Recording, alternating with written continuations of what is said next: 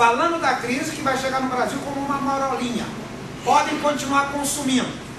Pronto. E já teve outras ações do governo para isso. O outro discurso era do Fernando Henrique dizendo que Lula está na contramão do mundo.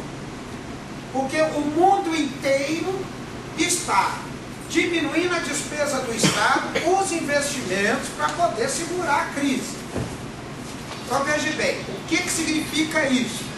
Nos Estados Unidos, pegou-se o recurso público e botou para salvar banco, né, e para salvar algumas empresas. No Brasil, o governo não pegou o dinheiro público, ou seja, diminuiu o nosso salário, como aconteceu na Grécia, né, ou outros países, para poder salvar banco. O que o governo fez? Ele pegou o dinheiro, né, indiretamente, que em vez de ele receber o imposto, ele tirou o imposto, não deixou de receber dinheiro para sobrar dinheiro na indústria. Então essa turma aqui de cima, que o Gabriel referiu que estava ganhando dinheiro antes e continua ganhando dinheiro, não é a mesma turma. Mudou. Então no governo Fernando Henrique, quem é que faturava mais? Era o capital financeiro, aplicação na Bolsa de Valores, tudo mais, juros de banco, eram os banqueiros e tal. No governo Lula, o banqueiro continuou ganhando.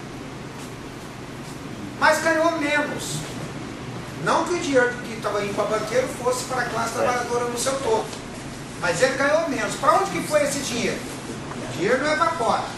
Esse dinheiro foi para outra ala inimiga nossa, que frente ao capital especulativo passa a ser um aliado tático. Quem é esse? Os empresários que estão no ramo do capital produtivo, representado por José de Alencar. Então veja bem, o dinheiro que o governo gastava com o mercado financeiro, ele tira parte desse dinheiro para jogar no capital produtivo. Bom, tirou de um empresário para outro empresário, então não veio para trabalhador.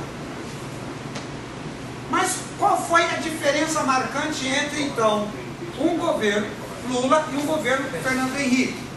Se o dinheiro circulou ali em cima. Acontece que quando, no governo Fernando Henrique, o capital continuou circulando ali em cima, mas na banda da especulação financeira, o Molina já disse, o capital especulativo, o capital financeiro vive do suor do outro, é o mais perverso. Essa turma perde dinheiro, porque esse dinheiro é transferido para o capital produtivo. Fortalecendo o capital produtivo, diminuiu a nossa dependência lá fora e aumentou a produção no país. Aumentando a produção no país, garantiu mais empregos que, por força, né, da movimentação da economia, esse indivíduo passa a ser incluído. Ele não está na vida boa, mas ele já passa a ser incluído. Ele sendo incluído, ele deixa de ser o Zezinho para ser mais um CPF. Quando o Henry Kissinger foi questionado sobre a aproximação dos Estados Unidos e China, numa época, numa entrevista, ele disse: a China não é comunista, é 1 bilhão de CPF, é 1 bilhão de consumidor. Então esse indivíduo passa a ser um consumidor. Se ele passa a ser um consumidor, começa então a movimentar a indústria, começa então um círculo em que foi gradualmente se movimentando e dando sustentação. Por isso, e essas condições todas foram dadas, né, para que a gente suportasse essa crise. Antes disso, já se tinha, quando numa entrevista Lula disse que a única coisa que todo mundo chama de novidade, mas para ele não era novidade, é que era possível trabalhar o crescimento, né, da produção para exportação com o crescimento da produção para o consumo interno. Porque antes as políticas econômicas nesse país eram ou atende o mercado interno ou atende o mercado externo. Fazer os dois juntos era suicídio. E ele fez os dois juntos. Então esses aspectos é que a gente viu. Agora, em contrapartida, o que aconteceu? Como fortalece o empresariado nacional, os nacionalistas, né, contra essa especulação do capital financeiro, diminui o risco desse capital fugir Porque se esse capital foge, quebra o país. Mas com a consolidação agora do mercado nacional, esse pessoal que viu o mercado americano, o mercado europeu quebrar, não tem para onde fugir. Então esse pessoal volta para investir aqui. O juro ainda continua muito alto. Com a ampliação do emprego, aumenta o consumo, a abertura de crédito. Como é que eu faço para ter juro barato? Você já viu um vendedor de panela na rua?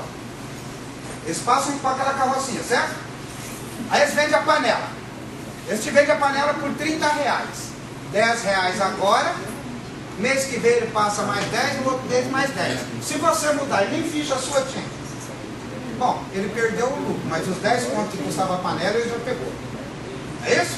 Bom, quando você vai pegar o dinheiro emprestado e você não é servidor público, então não sabe se você vai ter emprego ali, o banco quando te empresta, ele fala, bom, eu tenho que cobrar 10% de juros. Bom, mas se ela perder o emprego e não me pagar, se o calote for grande, bom, então em vez de 10 eu cobro 20%. Só que 20% de juros as pessoas não têm condição. Como é que o governo fez para poder abrir o crédito popular? Ele passa a autorizar crédito consignado na Previdência. Mas crédito na Previdência, alguém vai interessar? Porque salário de aposentado é uma miséria, né? Bom, era miséria, porque era R$200, está nos 500.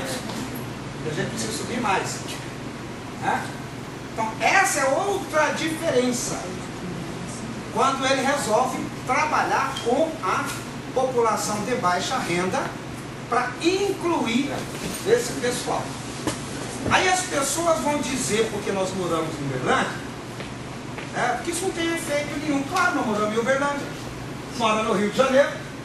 Mas se vocês pegarem, façam uma pesquisa do quantitativo de cidades nesse país com menos de 10 mil habitantes. Ou com 20 mil habitantes, para ser assim.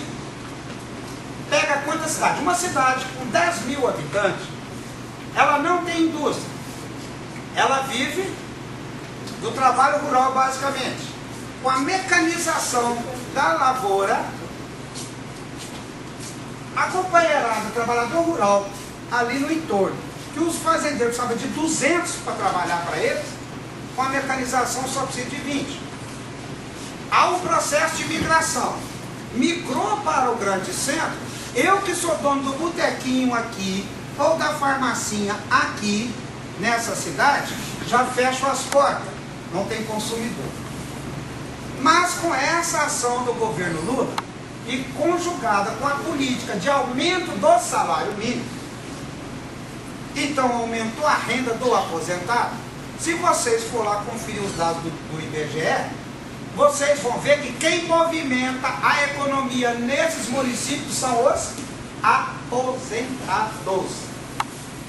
Porque é um dinheiro fixo que chega para alimentar a economia daquele município. Tem prefeito que só faz compromisso para depois do dia 5.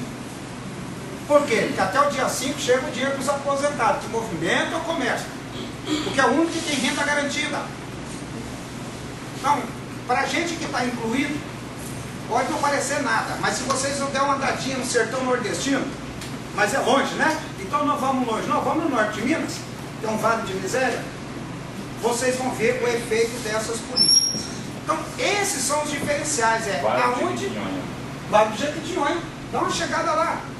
Que eu acho que num curso de formação tinha que ter 2 etapas, uma presencial e outra à distância. Só que, como nós somos incluídos, quando fala curso à distância, estão pensando pela internet, não é isso? Não, não, é à distância mesmo. Nós faz um curso aqui e depois nós vamos mandar um pedaço de chão grande para chegar lá para saber como é que o indivíduo está vivendo. Porque minha avó, analfabeta, mas ela tinha um ditado muito importante. Uma coisa é saber que morreu, a outra é ver o defunto. É isso? Bom.